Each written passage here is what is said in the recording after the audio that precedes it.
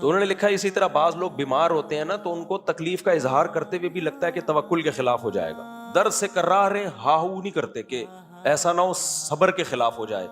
تو وہ فرماتے تھے یہ تقوی نہیں ہے، یہ تقوی کا کیا ہے، حیض ہے. جب تکلیف ہوتی ہے تو آئے ہوئے ہوتا ہے، یہ کوئی صبر کے خلاف نہیں ہے. غم ہوتا ہے تو آنکھ سے آنسو نکلتے ہیں. تو فنٹر بننے کی کوشش نہیں کرنی چاہیے انسان کو، جتنا ہے اتنی اوقات میں رہے.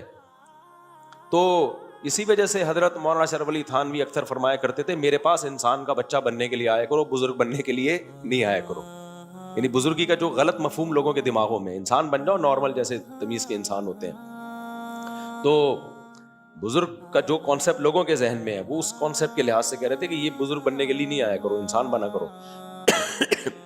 تو اب یہ جو میں نے کہا نا قرآن حدیث کا حیضہ، اس کا غلط مطلب نہ لے کے جائیں. مطلب یہ کہ ہوتا وہ قرآن و سنت نہیں ہے، بس لیبل لگا کے نا ہر چیز کو ایفیشنسی جھاڑنے کی کوشش کرنا کہ جیسے ہم تو بس قرآن حدیث ہی ہیں اور کچھ بھی نہیں.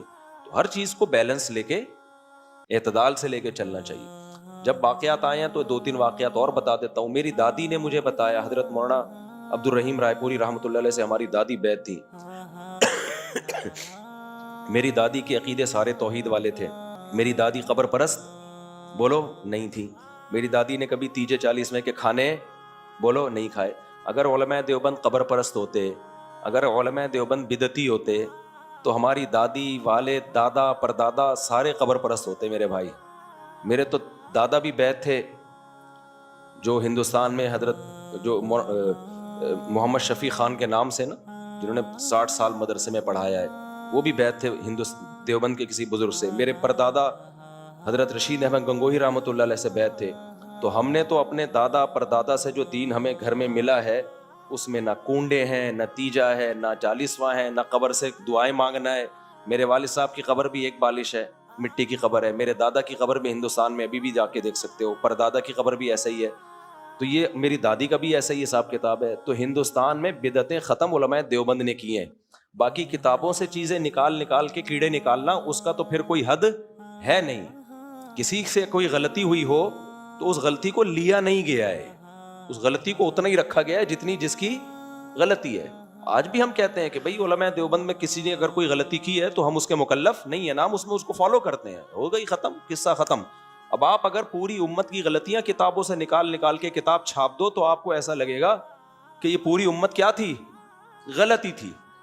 اس میں کوئی کام ڈھنگ کا پھر علماء دیوبند نہیں بچتے، پھر تو پوری دنیا کے سارے علماء ہی خراب نکلیں گے آپ کو. تو کوئی بھی نہیں بچے گا دنیا میں. اور جو یہ غلطیاں نکال رہے ہوتے ہیں نا، وہ خود غلطیوں کی دیگ ہوتے ہیں پوری. ان کے اپنے اندر اتنی غلطیاں ہوتی ہیں کہ وہ اس کو آپ افورڈ ہی نہیں کر سکتے اگر ان کی غلطیاں کوئی بیان کرنے پر آ جائے. تو ہماری دادی نے واقعہ سنایا کہ جو ہے نا ہندوستان میں قحط پڑ گیا تھا، بارش نہیں ہو رہی تھی، بالکل کوئی دور دور تک بارش کا نام و نشان نہیں تھا. اچھا، میری دادی خود بھی بہت تہجد گزار اور عبادت گزار تھیں، اللہ ان کی مغفرت کرے. شوال کے 6 روزے ہو گئے، رمضان میں مصلی سنبھال لیتی تھی. بس پہلے تو عورتیں ایسے ہی ہوتی تھیں، ہر وقت مصلی اور تسبیح. اور ایک ان کے اندر عیب تھا، ڈرامہ دیکھتی تھیں پڑوسیوں کے جا کے. وہ ہمیں سمجھ میں نہیں آتا تھا. دادی کا تقویٰ دیکھو، ہر وقت اللہ اللہ، اور اتنی پرہیزگاری اور مصلی پہ دعائیں. اور آخر عمر میں گھٹنے جواب دے گئے تھے، لیکن پھر بھی نمازیں پہ نمازیں چلتی تھیں ان کی. لیکن 8 بجے ڈرامہ آتا تھا پڑوسیوں کے ہاں، وہ دیکھنے جاتی تھی. وہ ہماری سمجھ میں اب تک آیا نہیں. اور اتنی تسلی سے ڈرامہ دیکھتی تھی کہ ڈرامے کو حقیقی معنی میں انجوائے کرتی تھی. وہ ایسا لگتا تھا کہ ڈرامے کے اندر گھس گئی ہیں. جیسے کسی نے ڈرامے میں سین آیا نا، ڈانٹ دیا، ارے بھائی کیوں ڈانٹ رہا ہے اس بیچاری کو، ایسے تبصرہ کر رہی ہوتی. رو رہا ہے، رونے کا سین آیا تو رو رہی ہیں بیٹھ کے، پورا انجوائے کرتی تھی. لیکن اس زمانے کے ڈرامے بھی یہ نہیں ہوتے تھے. خیر ڈرامہ تو ڈرامہ ہے، میں نہیں کہہ رہا کہ ڈرامے دیکھیں.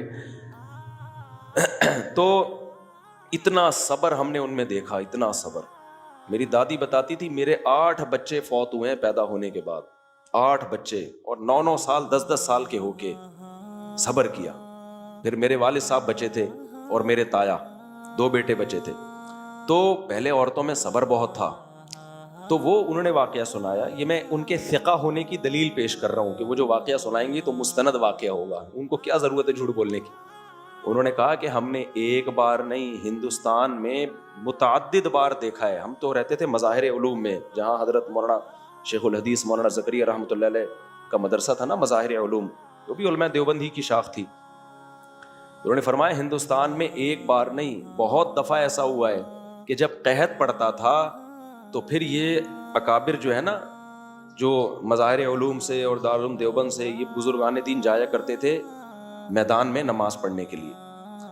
تو وہ میری دادی نے ہمیں بتایا کہ ہم بھی جاتے تھے، سارے عورتیں بچے مرد سب نکلتے تھے کھلے میدان میں، اور پہلے سے ٹینٹ اور تمبو کا اور دیگوں کا انتظام ہوتا تھا، دیگوں کا، کہ جب نماز ہم پڑھیں گے تو بارش ہوگی، تو جب بارش ہوگی تو کیا کھائیں گے، یعنی اتنا یقین ہوتا تھا کہ بارش ہوگی. انہوں نے بتایا کہ ہم جاتے تھے، پھر وہ دعائیں مانگتے تھے، اتنا روتے تھے اتنا روتے تھے اتنا روتے تھے. اس کے بعد جب دعا ختم ہوتی تھی ایک دم آسمان پہ بادل آتے تھے اور دے دنادن بارش، اور پھر چاول کھا رہے ہوتے تھے بیٹھ کے نا سب لوگ خوشی میں. تو ہمارے پڑوس میں ایک ڈاکٹر صاحب رہا کرتے تھے، ابھی تو شفٹ ہو گئے لاہور میں، اللہ ان کی عمر میں برکت دے اگر زندہ ہیں. ڈاکٹر نہیں، سوری، ان کے بیٹے ڈاکٹر تھے. میں نے ان کو یہ واقعہ سنایا اپنی دادی کے انتقال کے بعد نا، کہ آپ بھی تو ہندوستان میں رہے ہو، تو آپ نے بھی کوئی ایسا واقعہ دیکھا؟ انہوں نے بتایا کہ ہم نے بھی دیکھا. انہوں نے کہا کہ ہم اسی طرح، بوڑھے تھے نا وہ بھی، کہہ رہے ہم اسی طرح ہندوستان میں نا جب قحط پڑا تھا تو ہم جا رہے تھے استسقاء کی نماز پڑھنے کے لیے، نماز استسقاء ہے نا یہ. تو ہندو پتہ ہے کیا باتیں کر رہے تھے، کہہ رہے ہمیں دیکھ کے کہ موصلے جا رہے ہیں بارش برسانے کے لیے. مسلمانوں کو کیا کہتے ہیں ہندو، ویڈیو نہ بنائے ٹھیک ہے نا، موصلے جا رہے ہیں کیا کرنے کے لیے، بارش برسانا. اور ہندوؤں کا یقین ہوتا تھا یہ بارش برسوا کے آئیں گے. تو انہوں نے مجھے بتایا یہ جو یہاں ادھر ہی کارنر والا گھر تھا ان کا، تو لاہور چلے گئے بیچ کے. تو انہوں نے کہا کہ ہم جب گئے ہیں تو اتنی شدید ترین گرمی تھی کہ گراؤنڈ میں ٹھہرنا ممکن نہیں تھا. کہہ رہے ہیں جو عالم تھے انہوں نے نماز پڑھائی ہے، اتنا زیادہ روئے ہیں اتنا زیادہ روئے ہیں کہ، اور پھر سجدے میں اتنا لمبا سجدہ کیا، ایسا لگ رہا تھا ہماری کمر جو ہے نا وہ سورج کی تپش سے، سورج کی گرمی سے جل جائے گی کمر. یار اس کے بعد اتنا روئے اتنا گڑ گڑائے کوئی بادل کا دور دور تک نشان نہیں.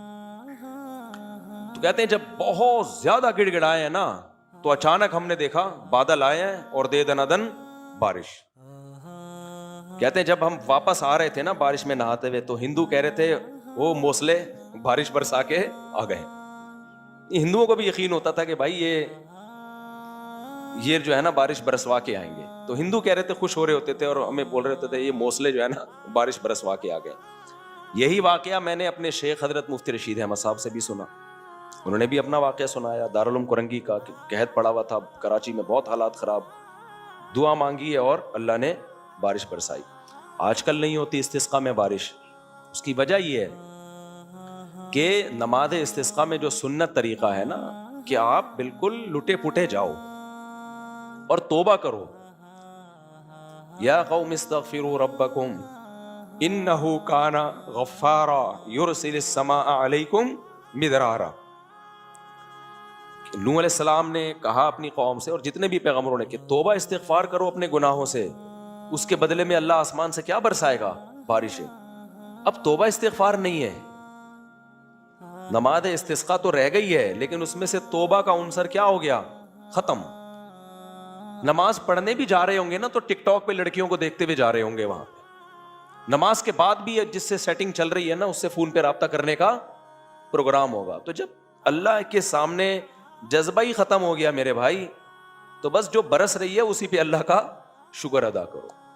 تو یہ بھی ایک قسم کی کرامت کا واقعہ ہے نا، نبی صلی اللہ علیہ وسلم کے دور میں بھی ایسا ہوا تھا.